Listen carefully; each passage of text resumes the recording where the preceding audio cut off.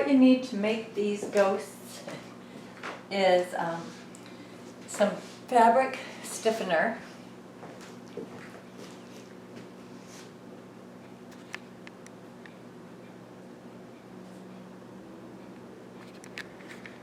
And if you don't have fabric stiffener, what you can do is just take some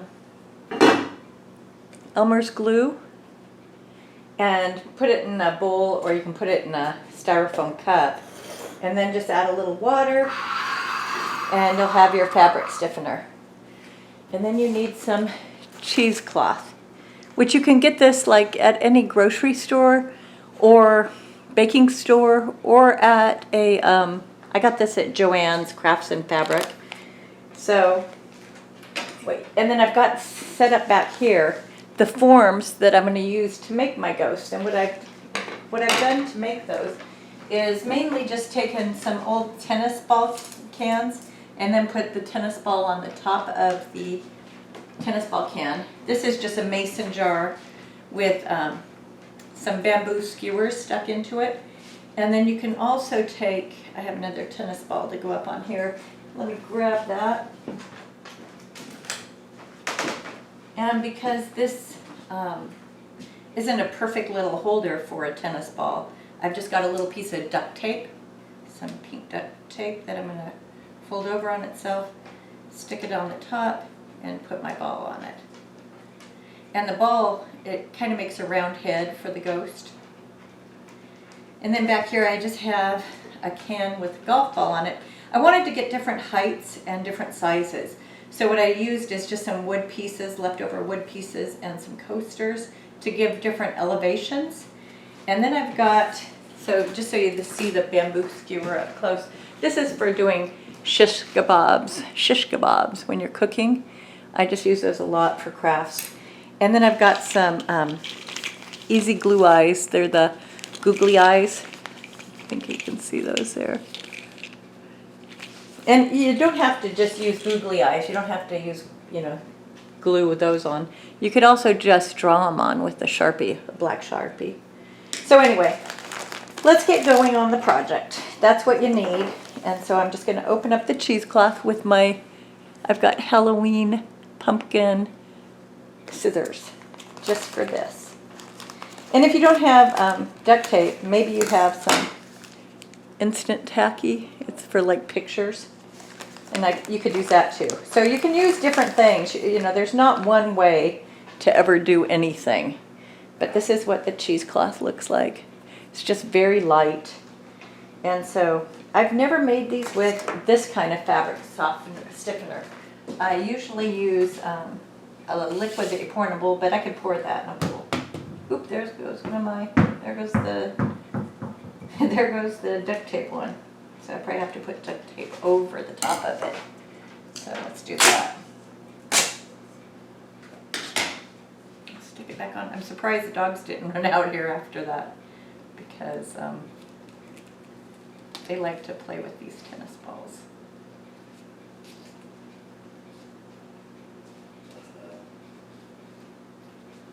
So hopefully that will hold it. You can see this is a super light fabric, so it's not like it's going to have to hold a lot of weight. And so, but this, you don't have to cut it real precisely or anything, because ghosts, they're not so fancy and perfect. So this is what the cheesecloth looks like. See if you can see from. So you cut a piece, and let's just do the first one. On the fabric stiffener, this one, it says to just spray it after you set it. And what I've always done is dipped it in the fabric stiffener and then, put it over. But we'll see. I'll try a couple different ways and we'll see how they turn out. And you're going to have to let the, the liquid dry to make the ghost stiff. So these bamboo skewers are to make arms. I thought we'd want some with arms and then some without, because I think that some ghosts would just be floating through the air and not have their arms out. Anyway, that's my idea. So we'll see. Okay, so there's one. And I'll spray it in a minute. I just wanted to set up a couple more before we start spraying. So do another one. And there's enough cheesecloth in this packet to do like humongous ghosts if you want to. If you set out a frame outside to put your cheesecloth over, you could make really large ghosts, which I'm thinking about doing that too. We'll see how this turns out. And then if it does turn out really well, I will probably set up some kind of a form to make a life-size ghost. So let's try one of these other, just the armless ghosts, and see how that looks. You just want to kind of drape it over it. And then because I'm going to spray, I've got some cardboard, just cut cardboard sitting underneath them so that I don't get it all over my table. And not that it won't wash up, it would wash up, but because it says if you don't like what you've created or whatever, you just throw it in the wash, and of course the stiffening glue will be washed away. So there's those two. And then I want to try, well, first I'll just spray these ones and see if that seems to work, if it gets a good enough coverage. And then I'll do the draping with the wet ones that I dip in it. So.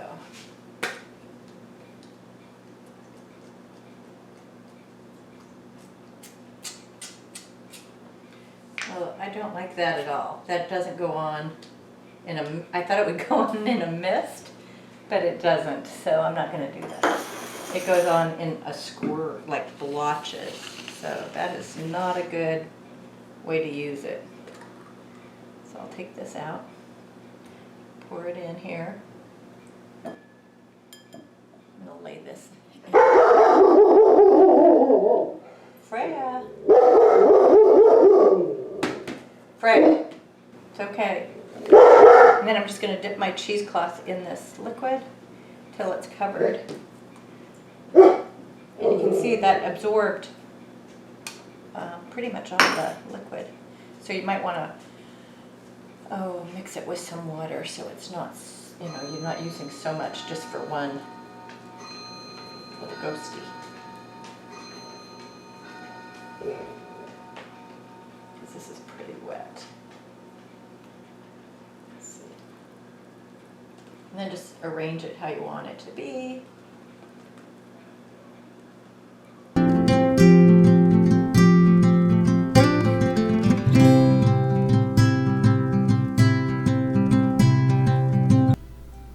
Okay, so now I've got them all done, and what I'm going to do is just let them dry, and now that they're dry, I'm going to peel them off of their forms, and we'll see how they turned out.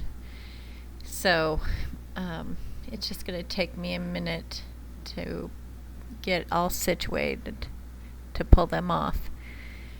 So they're going to be a little crinkly, and they stick a little bit to the form, but you just kind of peel them off. So I'm just trying to not destroy the shape of the head. So you can see you got to kind of pop out the head. And then that one, he's standing up really well, which is nice. And if you didn't like having the opening at the arms, you could stitch that together with just a little bit of thread. But you can see he's pretty firm. And then I'm going to pull off the other ones.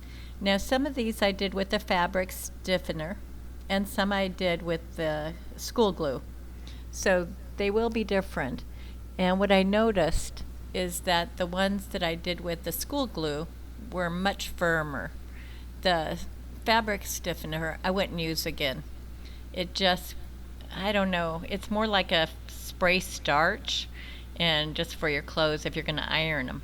It doesn't give enough stiffness to make these stand up. You can see this one is fine. This was Elmer's glue one. And then the question is going to be one of the ones with the arms, because those are going to have to hold up more. And this one that I'm pulling off right now. That was the fabric stiffener. And it just doesn't even feel as stiff. Um, it's kind of flimsy, and it did stick really well to the ball, but that doesn't mean it was stiff. It just means it was more like a glue to the form.